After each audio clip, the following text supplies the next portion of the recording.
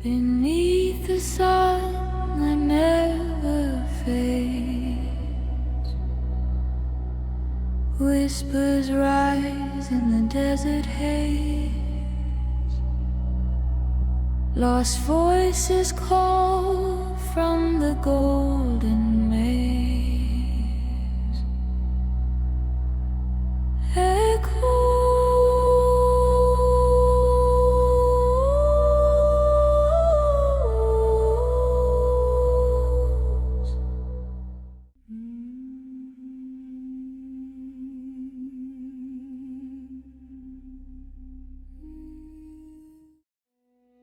History remembers Egypt, the temples of Luxor, the golden mask of Tutankhamun, the might of Ramses the Great.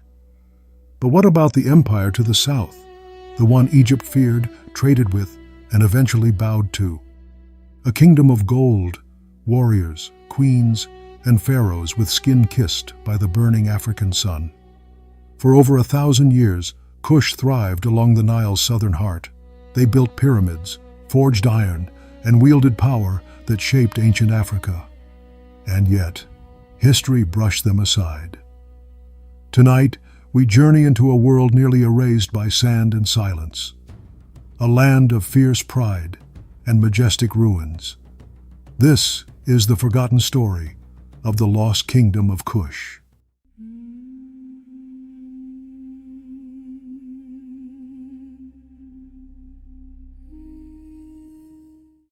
Long before pyramids towered over the desert, long before Egyptian pharaohs took the throne, a civilization grew in a land the ancient world called Nubia, rich, untamed, overflowing with gold. The first great city, Kerma, rose around 2500 BCE. Massive mud brick temples, burial mounds as large as fortresses, and monuments built not for vanity, but for power. Kush became Egypt's rival, and Egypt took notice. For centuries, Egypt and Kush were locked in a delicate dance, trading partners and enemies, borrowing gods and shedding blood. Egypt wanted Nubian gold.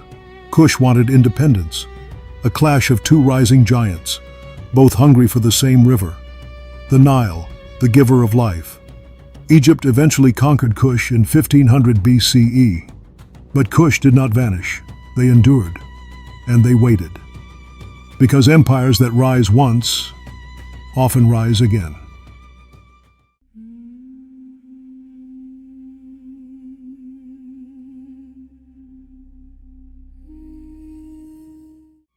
Kush was not shaped only by war, but by innovation, artistry, and spirituality.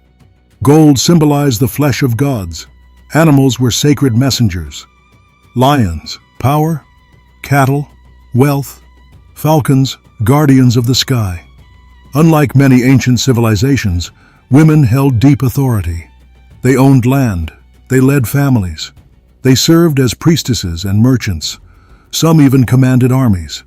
The heartbeat of Kush was not only masculine strength, but feminine leadership. Kushite identity blended influences. Egyptian gods spoke with Nubian voices. African traditions infused with desert mysticism. Their art was bold. Their language, still partly unbroken, carried secrets we are only beginning to decode. A civilization that stood proudly between worlds, Africa and the divine.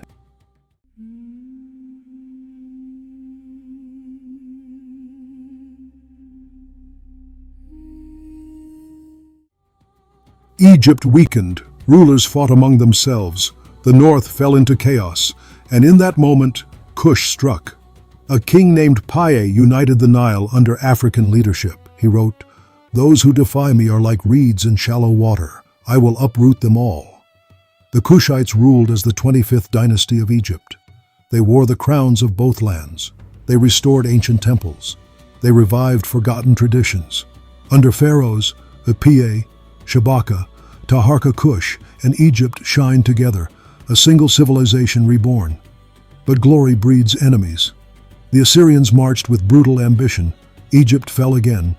But Kush survived and withdrew south, stronger, wiser, and ready for a new golden age.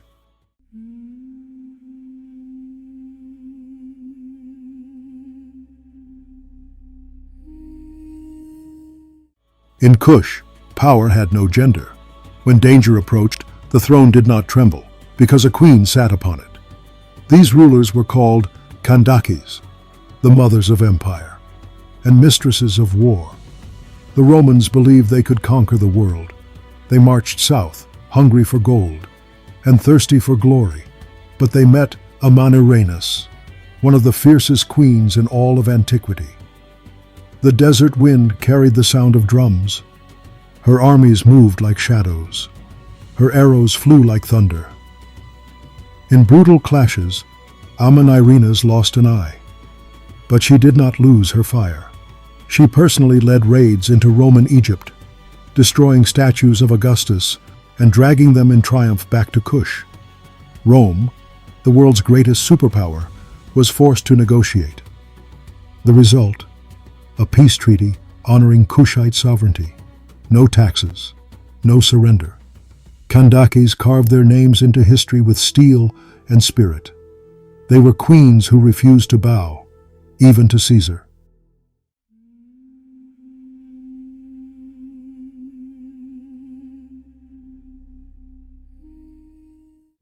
With Egypt lost, Kush reinvented itself. The capital moved to Meroë, a city of iron, wealth, and new ambition. Meroe became Africa's industrial heart. Iron, the metal of empires, flowed from its furnaces like rivers of molten power. Kush stood at the crossroads of the ancient world.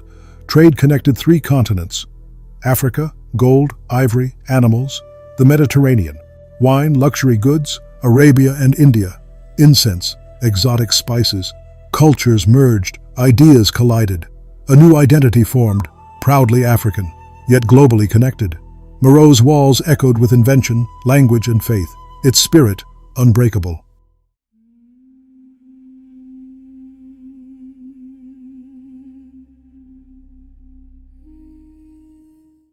Most people believe Egypt is home to the world's pyramids, but that is only half the truth. Kush built more than 200 pyramids in Napata and Meroe alone, more than all of Egypt combined. Their pyramids stood narrower, sharper, reaching toward the sky like spears of stone.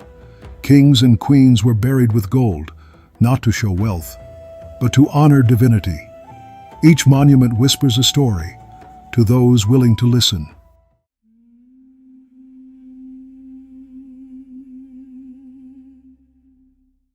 Even the strongest empires can be undone by forces they cannot see. As global trade shifted, Meroe's power dimmed. The furnaces cooled. The drums fell silent. And then came Aksum, a rising powerhouse from what is now Ethiopia. They struck hard, until Kush could no longer stand. The desert reclaimed its throne. But Kush did not disappear. It simply stepped into legend.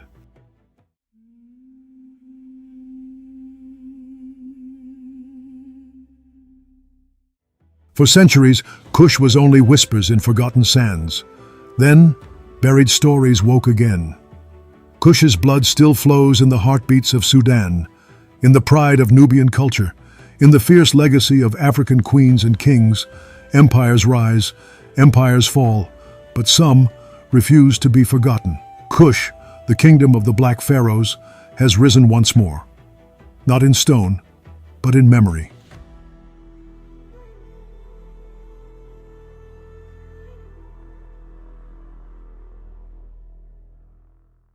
Beneath the sun that never fades,